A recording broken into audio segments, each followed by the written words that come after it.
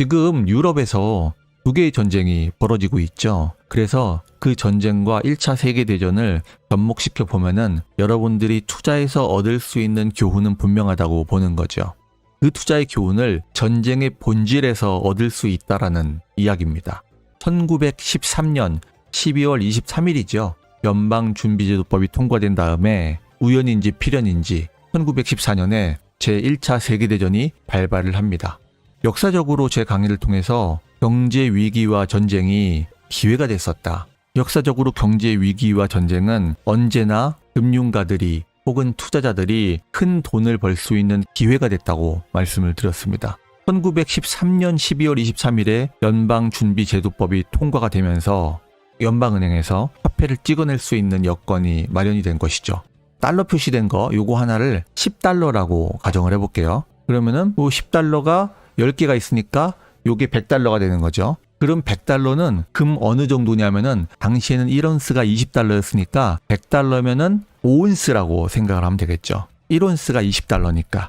자, 그랬을 때 이 오른쪽에 표시해 놓은 거는 금 1온스가 20달러라고 생각을 하는 거예요. 요거 하나가 10달러라고 했잖아요. 그러니까 요거 두 개면 20달러죠. 요 두 개가 요 금 1온스, 두 개가 금 1온스 해가지고 이 100달러는 금 아이콘 하나를 1온스라고 했을 때 5온스가 된다는 거예요. 이해됐죠? 요거 지폐 하나를 10달러라고 했을 때 이게 10개니까 100달러고 100달러는 약 5온스예요. 맞죠? 왜냐면 1온스가 20달러니까 1온스가 20달러. 그래서 100달러는 5온스다. 20달러를 은행에 가져가면은 금 1온스로 바꿔줘야 돼요. 금 1온스만큼의 금화로 바꿔줘야 되는 거죠. 이게 1913년 당시에 금본위제예요. 금본위제라는 건 뭐냐면은 화폐를 금으로 바꿀 수 있다는 거예요. 화폐는 금이라는 거죠. 금이 화폐의 본질이라는 거예요. 그래서 화폐를 은행에 가져가면은 금으로 바꿔줘야 되는 거예요. 그걸 우리가 태환이라고 하죠. 바꿔준다라는 의미의 태환. 그래서 금태환제도 혹은 금본위제라고 합니다. 화폐는 금이라는 거예요. 자, 그러면은 은행을 한번 생각을 해보자고요. 갑돌이가 100달러를 가지고 있어요. 요 지폐 하나는 10달러니까요. 요게 지금 10개죠. 그래서 갑돌이가 100달러를 가지고 있어요. 이거를 은행에 예금을 해요. 100달러의 지폐를 은행에 예금을 했습니다. 그러면은 이 은행은요, 100달러를 다 가지고 있을 필요가 없어요. 은행은 이 중에서 40달러만 가지고 있고 나머지는 다 대출을 해도 되고 써도 되는 거예요. 은행이 예금자의 인출 요구에 대응해가지고 가지고 있어야 되는 돈을 지급준비금이라고 하고요. 그 지급준비금의 비율을 지급준비율이라고 합니다. 갑돌이가 은행에 100달러를 예금을 했는데 이 은행이 40달러를 가지고 있다고 하면은 갑돌이의 인출 요구에 대응하기 위해서 100달러 중에 40달러를 가지고 있는 거잖아요. 그래서 지급준비율을 40%를 가지고 있는 거예요. 그러면은 이 은행은 지급준비금을 금으로 볼 때는 얼마를 가지고 있으면 되죠? 40달러를 가지고 있으니까 1온스가 20달러라고 했잖아요. 그러니까 20달러가 1온스, 20달러가 1온스. 그렇죠? 그러니까 이 은행은 지급준비금을 2온스를 가지고 있으면 되는 거예요. 그리고 나머지는 대출로 풀어도 아무 문제가 없다는 거죠. 그런데 예를 들어서 경제위기가 터졌다고 가정을 해볼게요. 그럼 갑돌이가 내 100달러 다 내놔 이렇게 은행에 인출 요구를 할 거잖아요. 근데 은행은 가지고 있는 지급준비금이 은행이 받은 예금의 40%밖에 없다니까요. 그러면은 이 100달러에 해당하는 금을 다 줄 수 없는 거죠. 5온스를 반환을 해야 되는데 은행이 가지고 있는 돈은 지급준비금으로 2온스밖에 없는 거예요. 그러니까 2온스를 반환할 수 있는 거죠. 그러면 나머지는 반환을 못 한다는 거예요. 그러니까 동의도는 가지고 있는 액수 전체가 금으로 보증되지 않는다는 거예요. 1913년 당시에는 40%만 보증됐다는 겁니다. 그래서 이 얘기는 지급준비율이 40%라는 얘기와 똑같은 거죠. 근데 지급준비율이 40%라는 게 뭐예요? 예금 받은 거에 40%만 보관하고 나머지를 대출로 풀어버릴 수 있다는 거잖아요. 그러니까 갑돌이가 이 은행에 100달러를 예금을 했는데 40달러만 보관을 하고 60달러를 다른 곳에 대출을 할 수 있다는 거예요. 그러면은 A은행이 40달러만 지급준비금으로 보관하고 60달러를 B은행에 대출을 했다고 가정을 해볼게요. 그러면은 A은행에는 갑돌이가 예금한 100달러가 장부로 남아있겠죠. 그 다음에 A은행이 B은행에 60달러를 대출했죠. 그러면 B은행은 60달러를 대출금으로 받았으니까 장부에 60달러가 적히겠죠.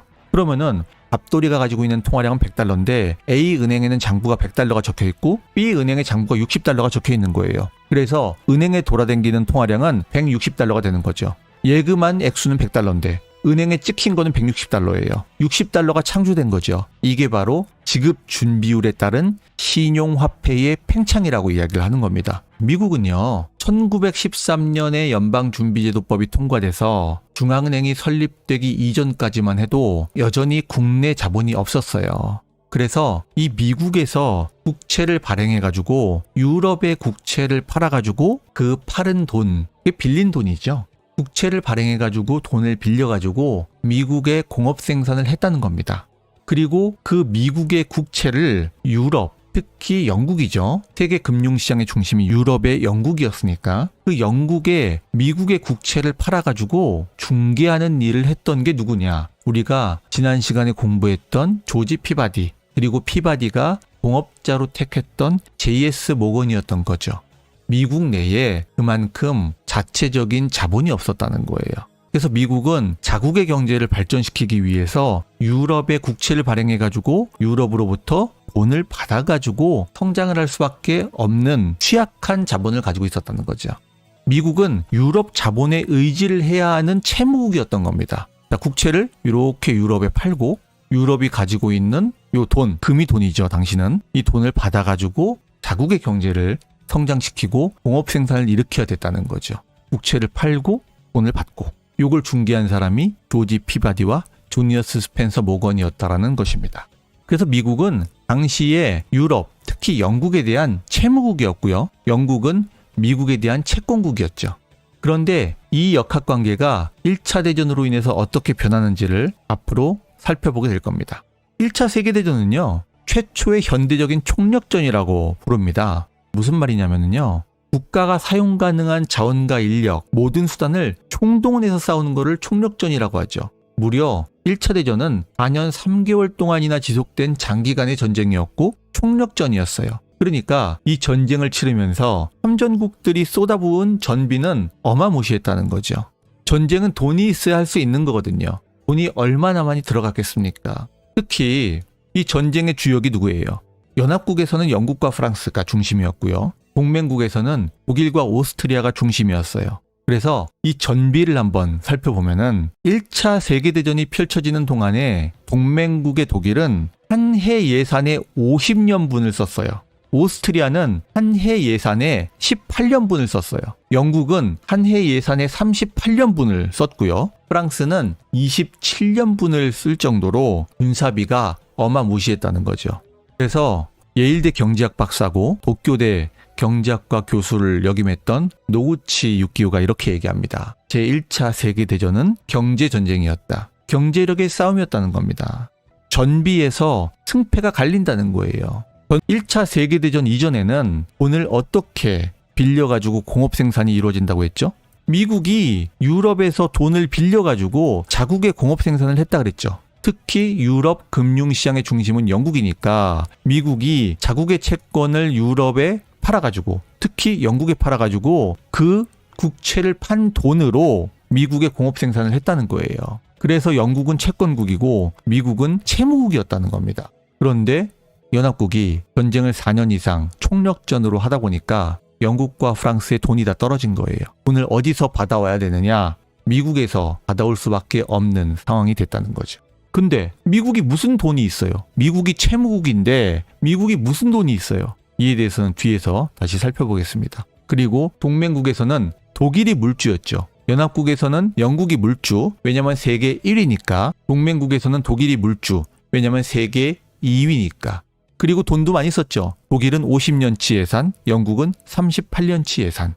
세 번째는 국채를 발행하는 방법으로 전쟁 비용을 조달하는 겁니다. 국채를 발행해가지고 국채를 매수하는 사람이 매수 대금을 낼 거 아니에요. 그 돈을 빌려서 조달하는 거죠. 다만 전쟁 비용이 너무나 커졌기 때문에 국민들에게 국채를 팔아가지고 그 돈으로 전쟁 비용을 조달한다? 이것도 감당하기 어려운 수준이었다는 거예요. 결국에 어떻게 해야 되느냐? 이 각국의 중앙은행들이 정부에서 국채를 발행하면은 중앙은행이 화폐를 찍어내가지고 국채를 사들일 수밖에 없게 되는 거예요.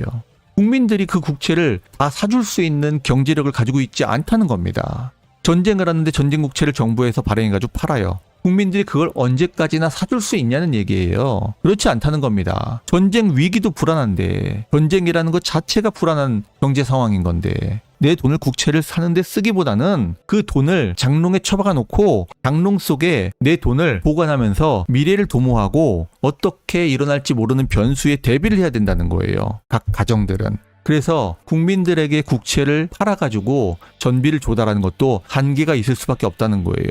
국민들에게 전쟁 채권을 무한히 팔 수 없다는 겁니다. 전쟁 채권을 팔고 싶죠. 영국이 국채를 팔아요. 그래서 국민들이 가지고 있던 이 돈을 이렇게 가져와서 이거를 전쟁에 쓰면 정말 좋죠. 근데 이거를 언제까지나 국채를 발행해가지고 국민들에게 돈을 모을 수 없다는 겁니다. 이건 한계에 부딪힌다는 거예요. 결국 어떻게 해요? 결국 전쟁을 하려면 돈이 필요한데 정부가 발행한 이 국채를 누가 사주냐는 거예요. 누가 사주죠? 중앙은행이 화폐를 찍어가지고 정부가 발행한 국채를 샀다는 겁니다. 자, 이렇게 영국 정부가 전쟁 채권을 가지고 있고, 요게 지금 영국은행이죠. 영란은행입니다. 영란은행이 이렇게 화폐를 찍어가지고 가지고 있어요. 그러면은 영국 정부가 국채를 발행해가지고 시장에 팝니다. 이걸 국민들이 다 사기 어려워요. 그래서 요걸 사는 게 누구냐? 바로 이 중앙은행이라는 겁니다. 화폐를 찍어가지고 이렇게 국채를 삽니다. 그래서 중앙은행으로 정부가 발행한 국채가 들어가고 중앙은행에 찍어낸 화폐가 정부로 들어가는 거죠. 그리고 정부는 이 돈을 가지고 전쟁을 하는 겁니다. 이해됐죠? 결국 각국의 중앙은행이 화폐를 찍어가지고 국채를 매수할 수밖에 없다는 거예요. 이 얘기가 뭐예요? 중앙은행이 지폐를 윤전기로 돌려가지고 윤전기로 찍어내가지고 화폐를 시장에 풀어내는 거랑 똑같다는 겁니다. 당연히 통화량이 폭증을 하겠죠. 근데 당시는 화폐가 금본위 제도 하에서 움직인다 그랬잖아요. 당시의 화폐는 금과 연동되는 금 증서였어요.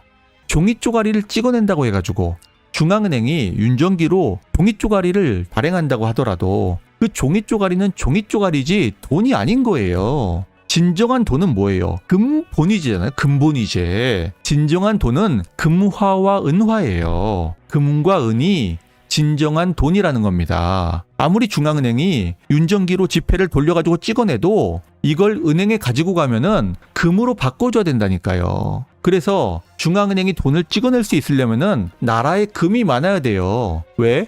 지폐는 금과 연동이 된다니까요. 그래서 이 지폐를 가져가면은 금으로 바꿔줘야 돼요. 그러니까 금의 보유량이 적은 상태에서는 지폐를 마음대로 못 찍는 거죠.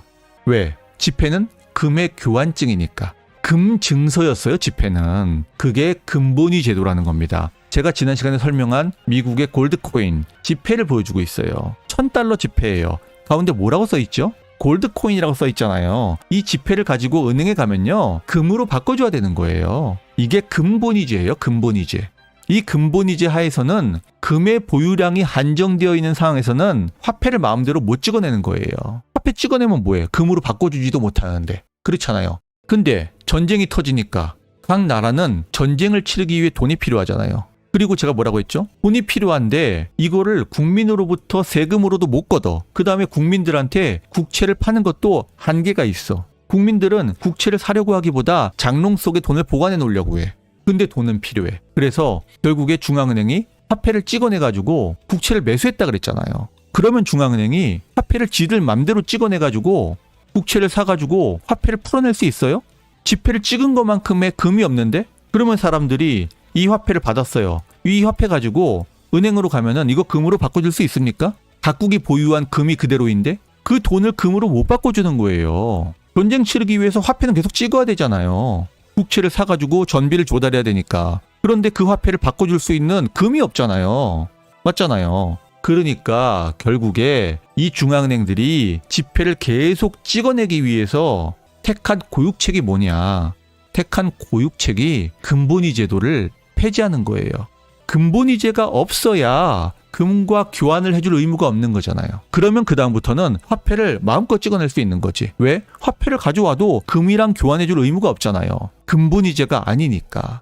그래서 제1차 세계대전을 치르면서는 유럽의 근본이제가 폐지가 됩니다. 그리고 각국의 중앙은행은 이제 금으로 지폐를 바꿔주지 않아도 되니까 마음껏 화폐를 윤전기로 돌려서 찍어내가지고 정부가 발행한 국채를 사가지고 지폐를 시중에 공급을 하게 되는 거죠.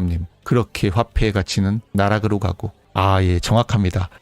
자, 근본이제까지 얘기를 했죠. 결국에 각국의 중앙은행에서 전쟁 비용을 대기 위해서 윤전기로다가 화폐를 찍어내야 되는데 근본이제가 있으면 화폐를 못 찍는 거야. 그래서 근본이제가 모든 나라에서 폐지가 됩니다. 자, 예를 한번 들어보겠습니다. 그 당시에 이 총력전을 치르기 위해서 각 나라들이 어떤 수를 썼는지 생각을 해보자고요. 각 나라의 정치권을 여러분들이 믿으시면 안 돼요. 영국이 어떻게 국민들을 기만해가지고 국채를 발행하고 국력을 과시하고 마치 우리가 전쟁을 치를 수 있다라는 느낌을 주면서 국민들에게 사기를 쳤는지 한번 살펴보도록 하겠습니다.